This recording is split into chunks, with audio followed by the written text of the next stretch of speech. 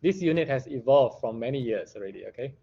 So in the past, I allow students to write in any language that they like, because some of you may have background already, right? Afterwards,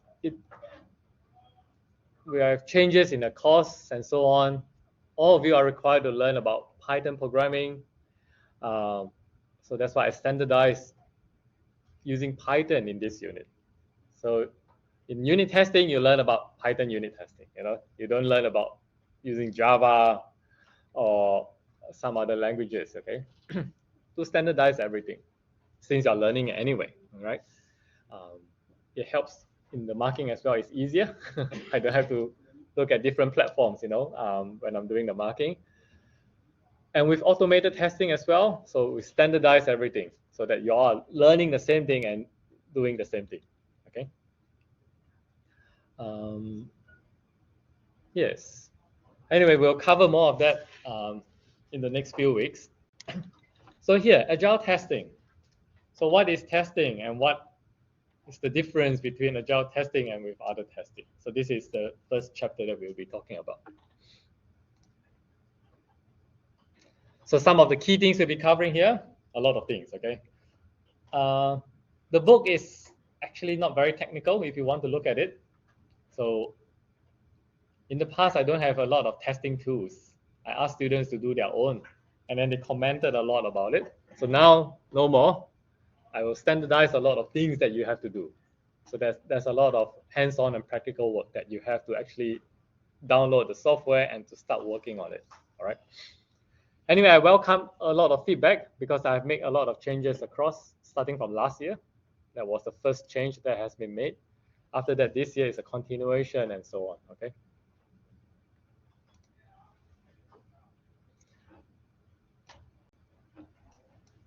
So, agile. Who hears this word in the first time? I mean, agile methodology and so on. Everyone heard about it already? Or have implemented that already? I thought some of you have not done IT before. This may be unfamiliar to you, okay? You can read through all this. This is just trying to show the distinction between how software is being developed. So there are many different processes you can follow, but the typical one that we talk about, the waterfall, it follows a serial or a step-by-step progression in the way that development is done. So first step, you talk to clients. Okay, tell me what you want. Okay, tell me what you want. So you write down all the things. So file one, we cover all these requirements, all right? After that, what do? Then you start your development, right? Because now you know what your client wants. So then you start development. So you spend about 2-3 months in your requirements, writing up your documentation and so on, preparing everything. Your client sign off, yes, this is what I want, all right? Then in the next phase, then after everything is done, you move on to the next phase, testing, coding. So you have a group of developers start coding for maybe 6 months, depending on the size of the project, okay? And then the programmer themselves would do a bit of unit testing themselves to make sure that the bits that they have done is okay. After that, what happens? After your development, then you will do your testing. You have a group of testers, okay? It can be someone external or whatever. Anyway, you have a group of testers writing all your test cases beforehand, and then start testing the code that you have developed. So here we are talking about, step by step, right? Because the testers will only start to do the testing when the coding has been done. If there's any problem or there's any changes, what to do? You have to go through a formal process of change. Okay, then you have to go back to your requirements, talk to your client, calculate the costs associated. Okay, maybe more manpower is needed or whatever, okay? After everything is finished, the testing, then you move on to your client bit for them to do the user acceptance test. So your client must actually do the test as well, until they're happy with it, and then you sign off and then finish everything. Okay, so it's sort of a step by step. It's called a waterfall model. What is the problem with this way of development. Sorry? Yeah, I mean, if you want to do any changes, you have to go through a change request, and then the whole process repeat itself. What else? There are pros and cons, regardless of whether you're using waterfall or agile. Okay, it's just that there are some issues with this sort of methodology. What else? Nothing else? Takes a long time. What do you mean by takes a long time? Like if you have to follow every process each time you want to make a change, like the process delivery duration might be extended by more than what was So if there are hiccups along the way, yes, but time duration. So for example, if the project requires 1 year, okay, so regardless of whether you're following agile or waterfall, you have 1 year. But how you want to spend that 1 year depends on the team, right? So the time normally is sort of fixed, okay? So last year, let me think, we have a group doing work with the city of Darwin, okay? Helping them to build Power BI into their website anyway. It's a website migration, sort of, okay? So some clients, depending on what projects you're doing, some clients may not be very clear with what they want. Some clients are very clear. So we have groups working with ITMS as well.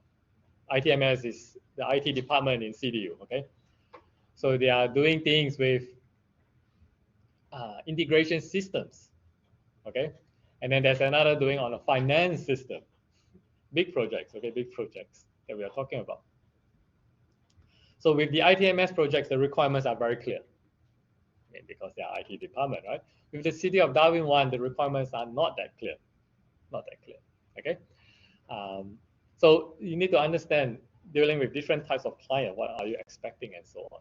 So every week, the team itself have to meet with the client and then to show them the work and so on.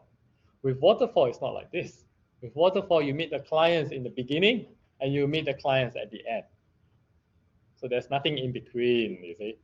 So one of the issue is if the client are not very clear at the beginning, and then if they want to make changes along the way, it's a bit tedious, okay? It's not, okay, we'll just do it in the next iteration. No. But with Agile, you are able to accommodate that. Okay, if this is what you want, we'll do it for you. And then we'll put other things aside because it's a negotiation between what the client wants and what you want to do. You do things to what the client wants, not what you want to do, okay? So that's why they're talking about individuals and interaction other than process and tools. So this interaction, continuous interaction is very important. So how long is one iteration? 1 week, 2 weeks, 3 weeks, 4 weeks, depending, okay, on the size of the project. So you have this up. So the client always know what you are doing, what you have done, and they endorse what you have done every time, every iteration. So it's not like in waterfall, first 3 weeks, I have a vision of what the software will look like. Until the software is finished, actually, you are not 100% sure what the product will look like. Am I right? For those who have done software before, you may have some idea, vague ideas, but the end product may be a bit different or very different. So with waterfall is in the first few months, they have some vague ideas, and then they will see the product towards the end. And you will be like, this is not what I want. And what are you going to do? It will be bad, isn't it? So that's why a lot of time is spent in the requirements phase to make sure, is this really what you want? Okay. So they have to draw up things and so on to make sure, okay, this is exactly. So you don't have a shock at the end. This is not really what I want, Working software over comprehensive documentation. Like I say, the requirements documentation phase in waterfall will spend months because it's a sign-off document. It's like a legal contract between you and your client. All right. With Agile, we still need that, but it's not so comprehensive. There's still documentation. It's still needed, but not a thick documentation about what you are going to do and so on. And we use software to help with you to do a lot of tracking. Excel is one of the tools that people use. I think I worked with. They like to, the project manager will have a big Excel spreadsheet with all the tasks. And then they'll have a green face, red face, and a yellow face to show the process of the work is being done. Okay. In PRT551, are you all doing that next semester? Some of you have done project management, right? Have you all learned how to use Microsoft Project? Yes, right? So that is a very useful tool to help, right? In Agile, using Jira is a good tool as well. Some of you may have worked before. We're not using Jira in this unit, but you use that for your other units, okay? I think in 5.1 you use it as well, right? So we use software to help with it, okay? It's a very useful tool. So customers collaboration, not a contract negotiation. So it's not like fighting with the client. You know, oh, you want to do these changes here and there. Okay, it will cost you another $5,000. Because I need this manpower, blah, blah. It's like this, you know, because it costs money to make changes. Here we talk about, okay, if you want to do this, then some of the stories I want to do it for you. If this thing is more important for you. So it's a collaboration, it's with the customers to see what they want to do. So we do have a lot of that, you see. I think the year before I have customers working with the Department of Infrastructure. They are also building Power BI, you see. And then the team showed a 3D view of how things can be done. And then the client is very happy with it. Okay, yes, this looks great. And then the team realized they can't do it. Oh no, that's bad. Why do you want to show your client something that the client is not expecting and they are very happy and then you say you can't do it? You know, okay, I mean, so then you start to say, no, it will do something else.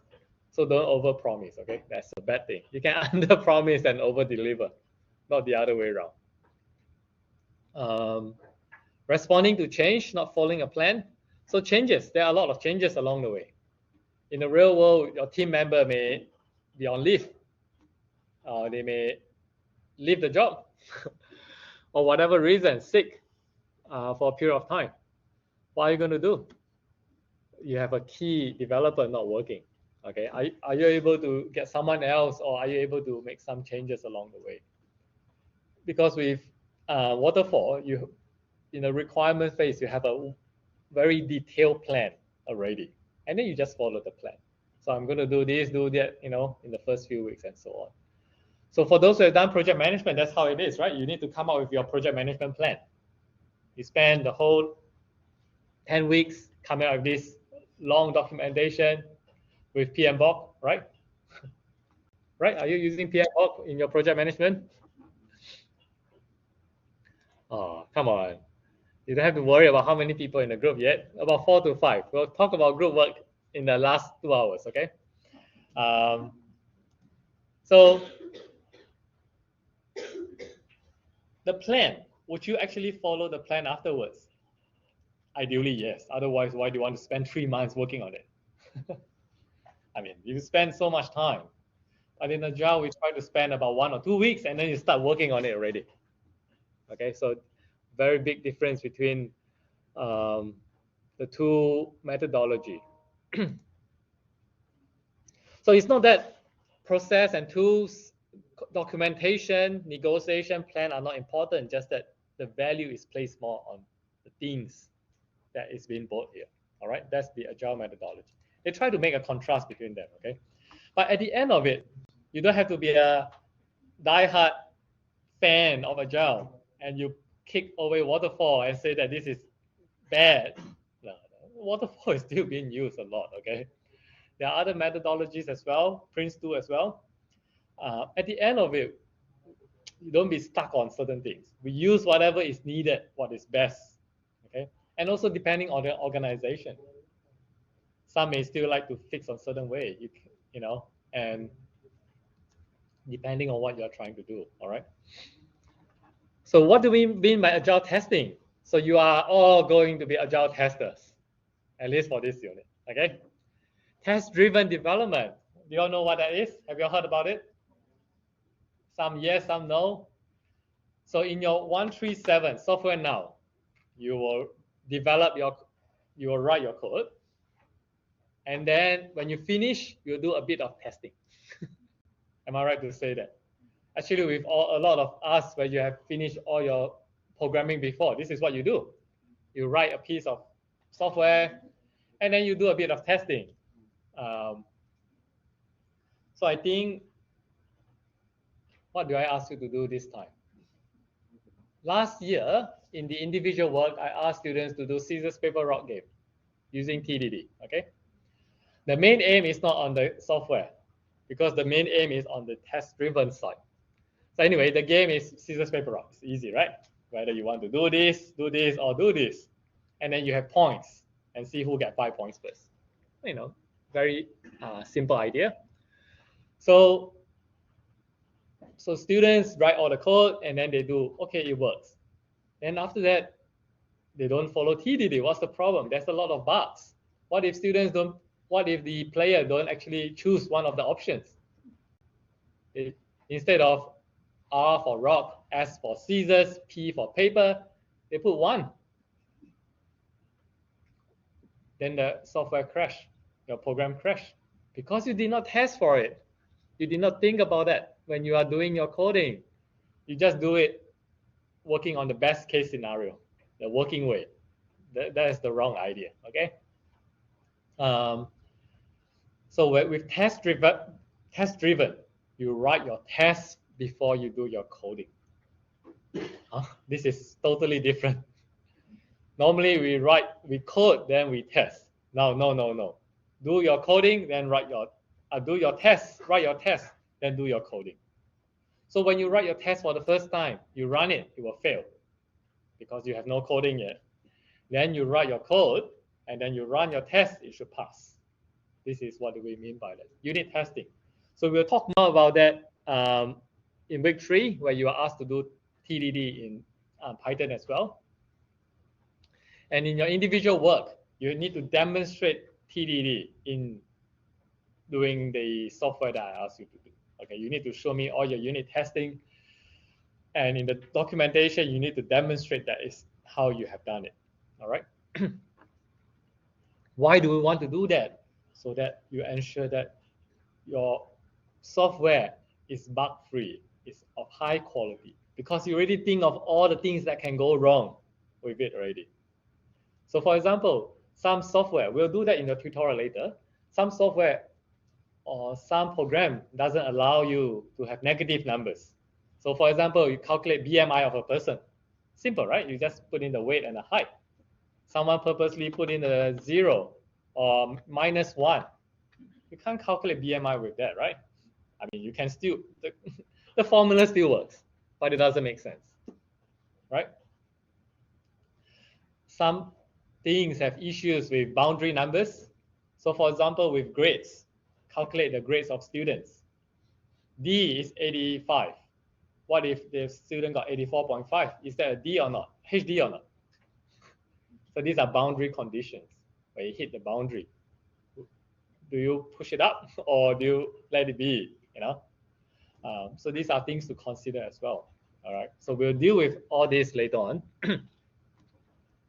So basically, in agile testing, you are writing your tests and then you do your coding. So you are both acting. You are not just doing testing, okay? There are jobs that look for only testers. There are, okay? But in this unit, you are acting in both roles. You are developers, you are also testers. So hopefully by the end, the code that you have written will have minimal bugs because you know how to do testing and you test your own coding as well, all right? So there are a lot of tests. Why do we want to do testing? At the end of it, you don't want it to crash every time, right? I mean, you all have used a lot of applications, do you? Download a lot of apps. Are all of them working the way that you like? Or some of them, they are not very good, depending, okay? So normally, if you choose a lot of things with a lot of high downloads, with a lot of high ratings, it should be fine. Why? Because those with very low ratings, normally they have a lot of bugs in it. So because they have not done enough testing to make sure they are bug free. We are not talking about functionality here. We are talking about whether does it run smoothly, working in the way that people are expecting. Okay. So that's why we need to do a lot of tests along the way. All right. So there are a lot of tests with unit testing, with integration testings, with regression, and with a lot of tests. All these are what we'll be covering. So this is just to give you an overview. All right. So some of the roles that you are in. So in workplace, you are just part of the role. Okay. So you have a project manager or team leader that will allocate tasks to you. Obviously, you have your customers representing from the other sides. You may be in charge of the back end or front end, depending on what you are being assigned or your expertise. In the past, students have to develop something in this unit, not anymore. In your group work, you are downloading a working software. So that's why you see the eight choices that I have given up. You are downloading something. So you are not actually doing any coding. Okay, the coding you are doing is to do the testing with robot framework. So your main aim is on testing, not on development. All right. So testing, and how are you going to work on it? So look at here. So all the roles are connected somehow. Okay, you cannot do without the others. Why do you need domain expert? Now a lot of emphasis is on security. Yes, you may learn about security. In PRT584, later on you'll be doing that. It's on security testing as in development. Okay, security testing and development. So a whole unit on that as well. So in this unit, I cover security testing a little bit only because we have one whole unit to cover on that. And so you are not the expert in security testing, right? But you need, as a developer, you need to make sure that you don't have a lot of back holes or a lot of flaws in your design, in your coding. That would be a big problem, right? So that's why we need domain experts, someone who is specialized in penetration testing in the group to penetrate your software to make sure that they work properly. So if this is the area that you like, we have a cybersecurity course for people to do these sort of things. Okay, it's a whole different experts on its own. Okay, domain. Here you are more in this region of programmer and testers. Okay, and both of them, they work hand in hand. Why? Because as programmers, you do unit testing on your own, but the tester here will do more testing as well. They have to make sure that the work that you do work with other people as well. And the whole system that you develop work with other systems as well. So for example, this time around, we have students working for ITMS for their finance system. They upgrade their whole finance system for CDU. I don't know how it looked like in the past. I've seen the new one, but not the old ones. So finance system is complicated. Why? It has to draw in a lot of things from other systems as well. Okay, with procurement, with marketing, within the CDU system as well. So it has to link up with other systems as well. So there's a lot of testing to be done. Okay, it's not just developing the front end and making it work. No, it doesn't do that. The students are involved in developing the front end. That's all. What they have done last semesters. So programmer and testers, they're still working hand in hand to make sure that the product work as required. That's the team I have problems with. The developer is complaining to me that the students are not putting in enough effort in it. Okay, so hopefully you don't do that to me when you're doing PRT583, because if you mess it up, I will not have projects with them next time. So I will not dare to ask projects with ITMS next year. So because your seniors did not do well, you see, that will have a problem with getting projects. So if you have projects with clients, make sure they're able to be happy. You can not be very good, but at least show them that you are willing to work on it. That's two different things. Okay. So I will see what happens next. Because some of you, I will see you in 3 semester time. Some of you, I will see you next semester. In PRT583, I try to find real IT project for you, not what I think about it. Okay. So in the past, we have students working on the code fair as well. For many years, we use manual judging. I mean, it's code fair. Some of you may not know what it is. So every year we will have a code fair.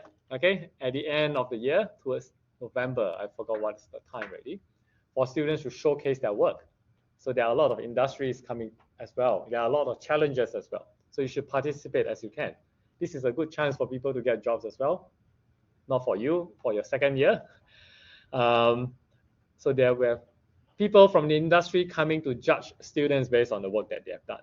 And then they have the interviews and so on. Anyway, so for many years, it's done by manual judging. The judge go by with a piece of paper, look at it, put in their scores.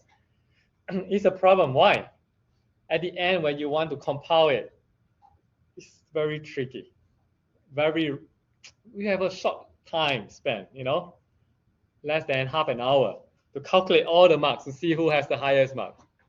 There can be mistakes, there can be, missing papers, and so on. So only last year we changed it to online. So a system that comes out from PRT583 2 years back, where we ask students to help to develop, and then it takes 2 years to finalize the work itself. Okay. So it becomes something that is being used. So in 583, I want students to work on something that will be really used. It's not something that you develop and then you throw it in the bin, or you bury it under the ground. You want your work to be used. Okay. So agile testing are different from traditional, is what I've already mentioned or just now already. Okay. You work together with the developers at the same time, not towards the end where they have finished all their coding. Okay.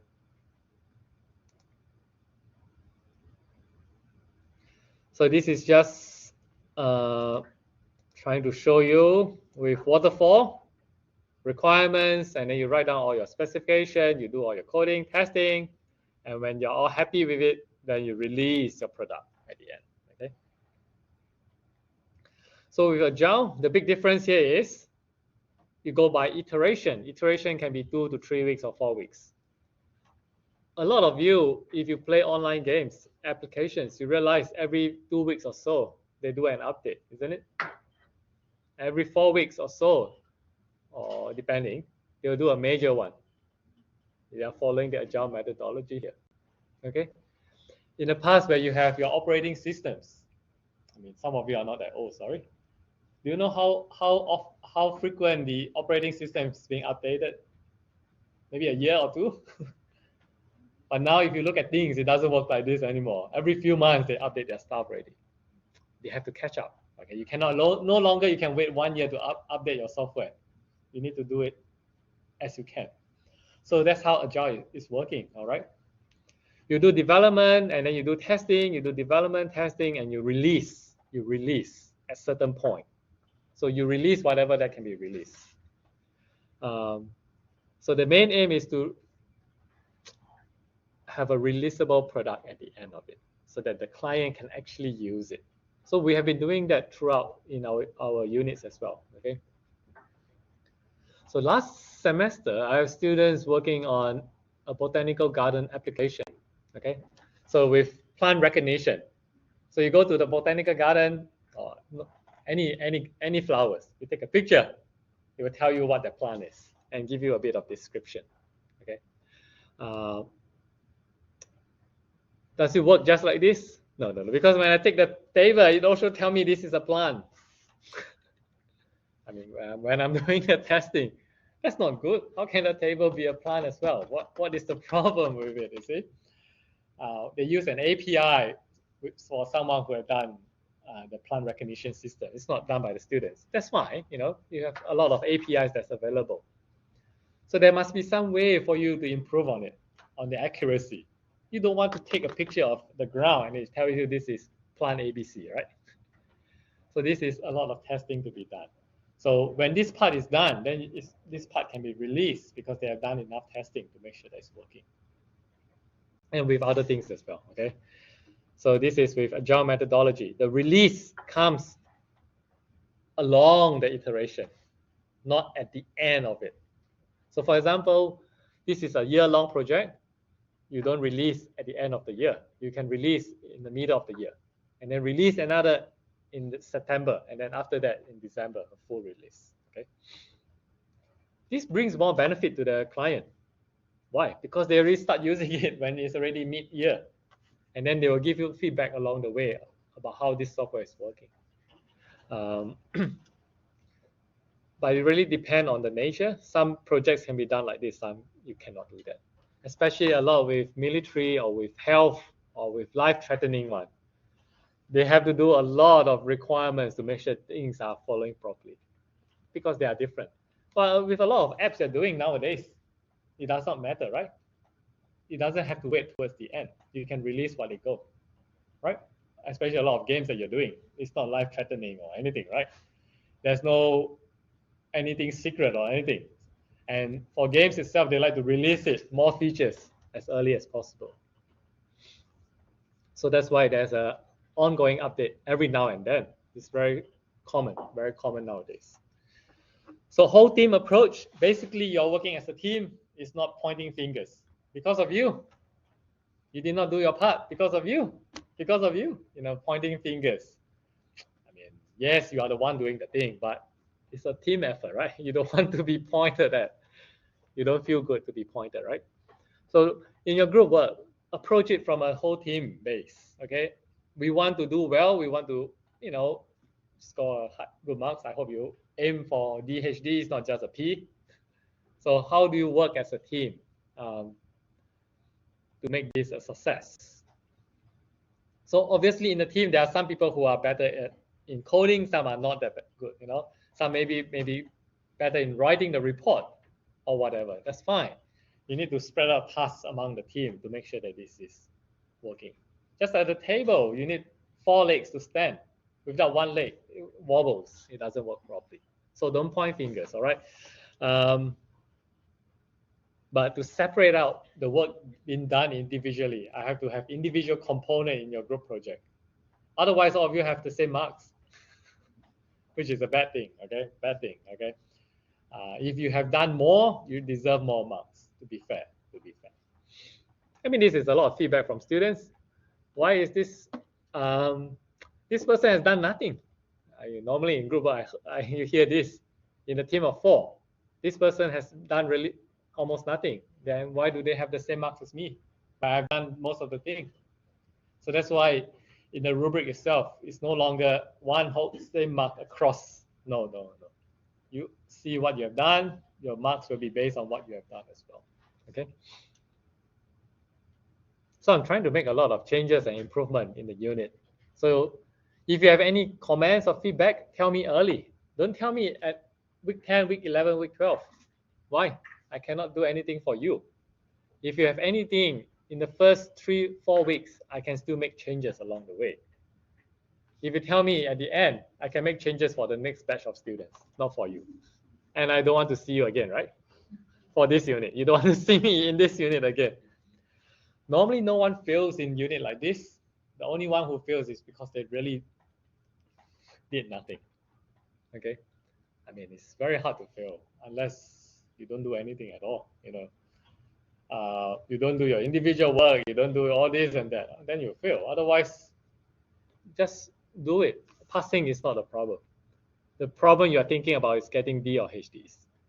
Okay? Right? You want to aim high, right? I hope.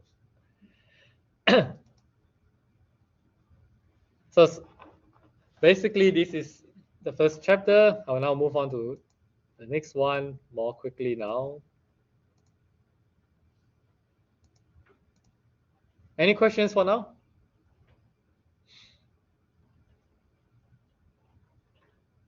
Okay. Now this is now chapter 2, talking about the principles. So there are 10 principles for agile testers. So let's look at it now. So we already talk about this, embrace change. So don't say, oh, why does the client keep changing their mind? Now they want this, now then they want that, you know.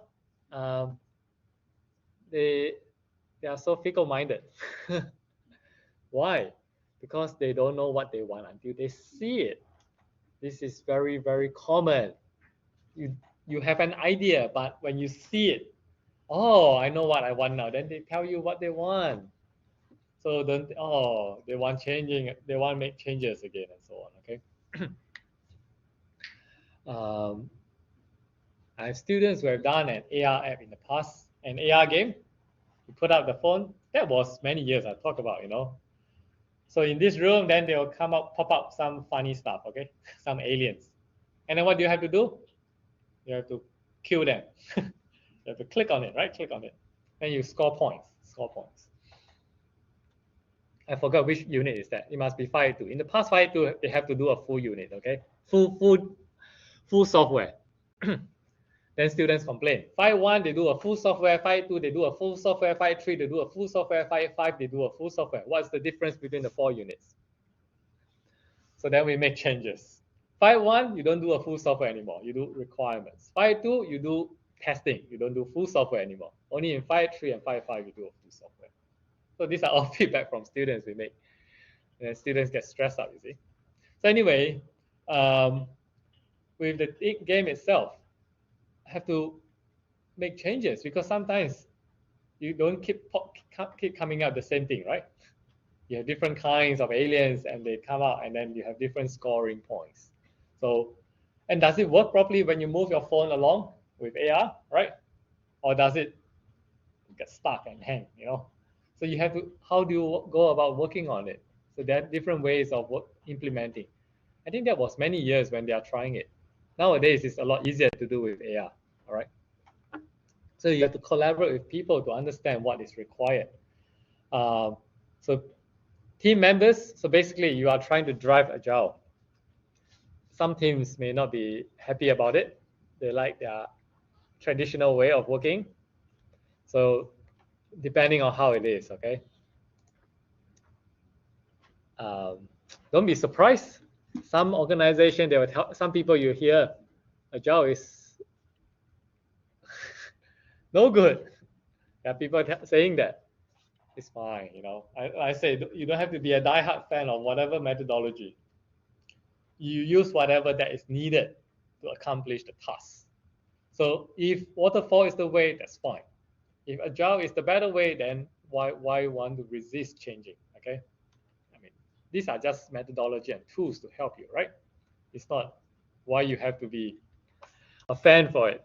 I mean, you may support certain things, but we have to be open about with the way we deal with it. So the mindset about it, you know, but some of the ideas are still very good. So that's why now you have a lot of mix with things. You know, you have a mix. So even with waterfall, you can still communicate with your client regularly. Okay, why? Because this is actually very good. Communicating with the client to see if this is what you want is a very good way of dealing with things. Okay, like I say with a lot of external clients, we have dealt a lot. I've forgotten some of the projects that we've done. I think we've done with MVR as well. They use story points to develop quizzes to help the staff, not help the customer, help the staff to know the process in MVR. That's 2 years back, I think, 2-3 years back. The clients don't know what they want because with story points, there's a lot of way to, with the software to do with it. Do you want to do a multiple choice? Do you want to do click and that, you know? Do you want to do dragging? I mean, these are all different ways of coming up with questions, right?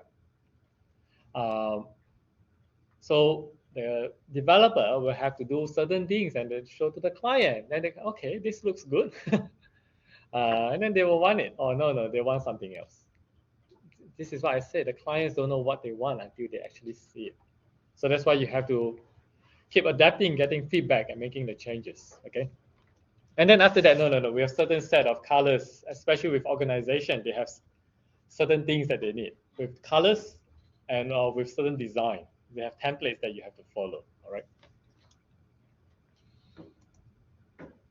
So learn new skills, new challenges. I mean, this is just to have an open mindset, okay? As in anything. So coming here to Darwin is an open mindset for a lot of you already. Darwin is a very small place, okay? Now it's very cooling. You enjoy. 4 months later, you'll be hopefully not cursing the weather. You'll be sweating even when you're sitting. When the moment you step up of the aircon, it's so hot and humid. Okay, in 4 months' time, that's what you'll experience. Cyclone. What is cyclone? Oh my god. Okay. Anyway, I mean, because I think 4 years, 5 years with Marcus, we have hundreds of trees falling down, or thousands, whatever. Big trees. I'm talking about big trees. Very scary. Okay, I think it's a Cat 2, Cat 3. So all new experience. It's still a very nice place. So have the open mindset, right? Continuous feedback. I talk about it. Delivering values. So the main thing about it, why we want to emphasize this value to the customers. What does the customer want from the software? Then you want to develop that for them. Not what you want, not what you want. Okay. So keep that in mind. That's why the continuous collaboration, getting feedback from them is crucial. So otherwise, I think in the past, I worked with Accenture before, a IT company. As developer, you don't talk to your client for many months until they use a certain test where only certain group of people talk to the clients. Not all people talk to. You will be just doing coding. You will never see the client. That's very common. So there's no collaboration or interaction or what. The BA will handle a lot of that. That's why we're business analysts, right? So for those, that's why we have information systems to train people doing that. Why? Because client can't talk in the IT way. So you need a translator in between to talk about that. Anyway, things are a bit changing. With Agile Programmer, we want you to be able to talk to client as well. Don't talk in technical terms when no one understands you. If you can deal with it directly, why do you want to go through a middleman? That's the idea of it, right? If you can deal with the client directly, them understanding you, you understanding them, you don't need someone in between to act as the middleman. All right. So we try to deal with that in 5.3 and 5.5. Okay, for you to directly talk to the client itself. So this face-to-face is very important. You need to have courage to make changes. Automation testing. Have you done with automation testing before? No. Why? Because a lot of software you're doing is just manual testing. You put in a few numbers, you click this, click that, it works fine. There's no automation in it. Why do we need to do automation testing? Because you need to do a lot of regression testing. You have to keep testing the same thing over and over again. With manual, you will get tired, you will skip steps. Why do you have to keep following these steps, enter this thing, especially with web interfaces, right? You have to keep putting the same thing over and over again. As humans, we'll skip steps. I mean, if you do that 1 time, 2 times, 3 times, 4 times, 5 times, and then you do your own things ready, you'll work. Are you sure you will work after 10 times, 20 times? Or will there be any problems after that? If you key in different values, you don't know, right? But with automation testing, you let the software do all the boring stuff themselves. You still need people to do it, to try it out. But after that, somehow you let it run on its own. When you go home, you will let it run, and then it will show you the results automatically. So with automation testing, you're doing that. Robot Framework uses Selenium as well. So Selenium is a very popular tool used for web testing, okay? So the command is more or less the same anyway, all right? It's not very complicated programming. It's a few things you have to follow, and that's about it. And then you find that it's very useful because, especially with all those boring work that you have to do repeatedly with regression testing. So we are learning all that. keep it simple. If you can do things simply, don't make things hard for people. All right. I mean, basically the point here is when you're doing testing to make sure that it works, you don't have to be very to complicate it. You need tools to help you. Obviously, no one can do everything, right? So how do you do usability testing? Hard. You need people as well, right? We don't have. So for your usability testing, you can help across teams. Okay.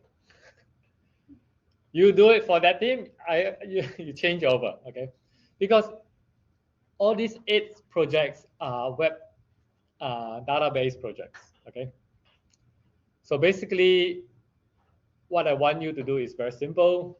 You maybe have a screenshot of the first one, and then you can ask people to, okay, can you locate certain things? Or do you know what this screen here is trying to do? That's, you want to know, get from user. Do you actually know from the design what to do? And so on. So they will do a few clicks and that. You can do the first click testing. Do they know where to click? Or 5-second test. Do you know? So it will show you certain things for 5 seconds. After that, it will switch over and ask you questions. So this is like, can you capture the audience? You know, do they know what you're trying to do? So we use a lot of tools. There are free tools to help you. We don't have time to do comprehensive 1 hour testing with the user to do everything. No. So we are only doing a little bit of usability testing. Because on its own usability, UX is a big area, very, very big area. Okay. So here we are only introducing you a bit of it. So continuous improvement, have to make sure that things are working properly, and you yourself have to make sure that you're upgrading your skill sets as well. All right. Respond to change. I don't want to talk about that already. I've been mentioning a lot. Automation is critical from time to time. You realize automation is pushing for it because it saves you so much time. You know, you can't do that with manual testing. All right. Self-organizing. So basically, we are not manufacturing industry. You stand there, you put this part, you push it on. You know, this is robot doing, right? You are allocated with a task, you decide what to do. Okay, so a lot of work are nowadays like this. You work from home, you work there, doesn't matter. I give you this task, complete the task. It's not, you have to, you know, how you want to do it, when you want to do it, up to the team to decide. A lot flexible, right? People like to work, you know, I like to work at night. I like to work in the day. I have commitments, work commitments. I need to send my kids, break, you know, blah, blah, blah, all this. Certain times I need to go out. So I don't like this fixed hours of doing things. So it doesn't matter. So a lot of work now accommodates for that as well. As long as you finish your task properly within, that will be fine. Some admin work cannot be like this. I mean, administrative work, because they have to be there for a fixed period of time. So they are not so flexible, right? But with coding, it can be very flexible for developers. You don't have to be in the office. So we have Hong, a student here, now working senior developer in ITMS now. Sometimes he works from home because it doesn't matter whether he's in the office or working from home. I mean, sometimes you still show face. I'm here, you know. And you may have to talk to clients, but don't. They meet on Teams anyway, right? So things are improving along this way. All right. So the very important thing is you cannot procrastinate. You have to organize and be disciplined. That is one of the hardest problems for students. I understand. I am a student. I was a student before. My PhD took me 10 years. Why? You understand, with a lot of commitments, you can't do things on time, you push things back. So my whole PhD took 10 years. Before I started my PhD, I heard of a friend who takes PhD 10 years. I went, my goodness, how can you do things in 10 years? And I myself do it. You know, you get married, you have kids, you work full time, you know, your studies have to push back, right? Not a good idea. You want to finish all your assignment, do it on time, work consistently. Okay. It's not last 1 week you try to cram everything and then do it. Not a lot in software development. It's not like this. You're panicking and you can't deliver. All right. And then you are marked based on your weekly performance in a lot of units. In 5.3.5.5, you are marked based on your iteration performance. So you cannot say you don't do anything for 10 weeks and you try to do things in the last 2 weeks. Because in the real world, that's how it is. In the real world, you are marked. Or your boss will assess you based on your performance every time. So you need to be very organized, all right? So focus on people, because that's the main thing. People are the one who develop the thing, all right? And enjoy what you are trying to do. So enjoy, because if you don't like it, maybe change something else that you like, because then you'll live longer and be happier and be healthy. I mean, sometimes you have no choice in life, I know, but try to find something that you enjoy. So that's why I'm asking you. We have a lot of courses in CDU. So this is for software engineer or developer. This is what you want to be when you graduate. Okay? If this is not the one that you want, we have other courses to help you as well. So cybersecurity, information systems for BA, AI coming out soon. What does AI come out to work as? Do you know? In the ACS job role, ACS is very important for you all. It comes up as a software engineer, same as you. Anyway, it's a long story, okay? Because of the restriction in the AI course. There's no AI specialist type of job roles. So as to speak, up to now, okay? We have data science as well, okay? Even now, we don't have a data scientist ACS job role. But they talk about it, it's coming up, but I have not seen it yet, okay? Anyway, make sure that you like coding in this course. Adding value. So at the end of it, in the team, make sure you are adding value to the group. You don't want to be a burden. I mean, everyone has issues. Please communicate with the team. Don't go MIA for a few weeks. You don't like that when people do that on you, right? So don't do that to people as well. In the team of 4 or 5, if you have real issues, you need to let your team members and need to let me know. Don't just go missing. Okay, it's not very responsible.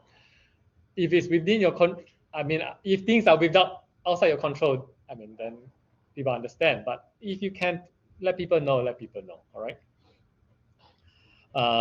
And put in your part. Don't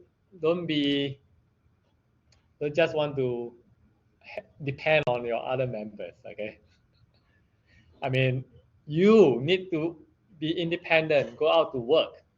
People see your skill sets, and so on. So you need to build up your skill sets. So you need to learn. You need to actually know how to do things. So don't just keep depending on certain people and so on. I know some people are better, they do things faster, but you want to learn it as well. So you contribute to the group as well. You can be slower, but you cannot just do nothing, all right? So in the team, this spirit is very important. Everyone is willing to work hard on it. So that's why later on we'll talk a little bit about teamwork as well. Every time I have team issues, every time, okay? So try to minimize team problems. Why does the lines between roles with agile teams are blurred? Because people are able to know what they are trying to do. So the line is not so clear. Are you a tester only? No, you're also a developer. But you also know testing as well. So because as developer, you do your testing so well, the testers will have less work to do. Or not less work, less problems, because you've done all the things properly. So they have less bugs to fix up at the end of it. Or maybe the bugs are not related to you with integration because you have done your own unit testing properly. So far, so good? So all these are a lot of theories, I know. So later on at the end of it is for you to actually work on it and to do the testing for yourself, all right? Okay.